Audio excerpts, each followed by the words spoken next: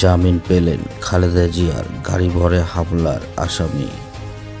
সাবেক প্রধানমন্ত্রী বেগম খালেদা জিয়ার গাড়ি ভরে হামলার মামলায় ঢাকা বিশ্ববিদ্যালয়ের ডেপুটি রেজিস্ট্রার লাবলু মোল্লা শিশিরের জামিন দিয়েছেন আদালত। আজ রোববার ঢাকার 17তম অতিরিক্ত মহানগর দায়রা জজ মোহাম্মদ ওয়াহিদুজ্জামান এ আদেশ দেন।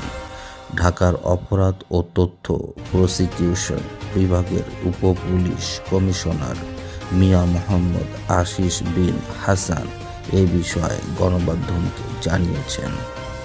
নথি থেকে জানা গেছে, 2024 সালে 17 নভেম্বর রাতে শিক্ষার্থীরা তাকে শাহবাগ থানা পুলিশের হাতে তুলে দেন। পরবর্তীতে শাহবাগ থানার এই মামলায় তাকে সন্দিগ্ধ আসামি হিসেবে গ্রেপ্তার দেখানো হয়।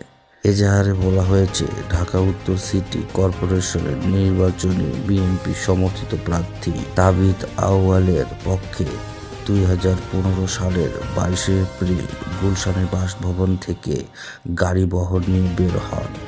ওই দিন বিকেলে 5:30টায় শাহবাগের বাংলা মোটর সিগন্যালে পৌঁছালে পূর্ব পরিকল্পিত গাড়ি বহরে হামলা করা হয়। গাড়ি ভাঙচুর করে ও কয়েকজনকে পিটিয়ে আহত করা হয়। এই ঘটনায় 2024 সালের 23 নভেম্বর শাহবাগ থানায় মামলা করে। এই মামলায় লাবলুকে সাসপেক্টেড সন্দেহভাজন আসামি হিসেবে গ্রেপ্তার করে পুলিশ।